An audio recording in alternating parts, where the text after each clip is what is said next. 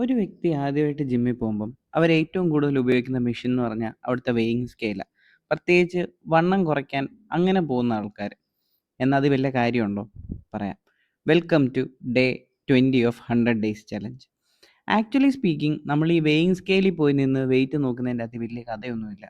കാരണം എന്താന്ന് പറഞ്ഞാൽ നമ്മളിപ്പം കാർഡിയോ മാത്രം ചെയ്യുന്നൊരു വ്യക്തിയാണെന്നുണ്ടെങ്കിൽ നമ്മുടെ വെയിങ് സ്കെയിലിൽ നമുക്കൊരു ചേഞ്ച് ഉണ്ടാവും. പക്ഷെ അതേസമയം നമ്മൾ ഈ ജിമ്മിൽ പോയി റെസിസ്റ്റൻസ് ട്രെയിനിങ്, അതായത് ഈ വെയിറ്റ് ലിഫ്റ്റിംഗ് ഒക്കെ ചെയ്യുന്ന ആളാണെങ്കിൽ നമ്മുടെ ബോഡി നടക്കുന്ന രണ്ട് കാര്യമാണ്. ഒന്ന്, നമ്മുടെ ഫാറ്റിനെ ബോഡി യൂസ് ചെയ്യുമ്പോൾ നമ്മുടെ ഫാറ്റ് ബേൺ ആവും. അപ്പോൾ നമുക്ക് വെയിറ്റ് കുറയേണ്ടതല്ലേ. അതിൻ്റെ കൂടെ തന്നെ നമുക്ക് മസിൽ ബിൽഡ് ആവുന്നുണ്ട്. ഈ മസിലിനും വെയിറ്റ് ഉണ്ട്. പിന്നെ മനസ്സിലാക്കേണ്ട ഒരു കാര്യം എന്ന് പറഞ്ഞാൽ ഫാറ്റിൻ്റെ സൈസും മസിലിൻ്റെ സൈസും തമ്മിൽ ഭയങ്കര വ്യത്യാസമാണ്. ഫാറ്റിനേക്കാളിലും ഒരു രണ്ടരട്ടിയോളം ചെറുതാണ് ഈ മസിൽ എന്ന് പറയുന്നത്. അപ്പോൾ സെയിം എമൗണ്ട് ഓഫ് ഫാറ്റ് തന്നെ, അതായത് 1 കിലോ ഫാറ്റും 1 കിലോ മസിലും കൂടെ എടുത്ത് വെച്ച് കഴിഞ്ഞാൽ ആനയാടും പോലത്തെ വ്യത്യാസമാണ് വരുന്നത്. അത് കാരണമാണ് നമുക്ക് ഈ ജിമ്മിൽ പോകുമ്പോൾ മെയിനായിട്ട് ഈ വെയിങ് സ്കെയിലിൽ നോക്കി നമുക്ക് ബോഡിക്ക് ഒരു ചേഞ്ച് ഉണ്ടോ ഇല്ലയോ എന്ന് നോക്കാൻ പറ്റാത്തതിൻ്റെ മെയിൻ കാര്യം.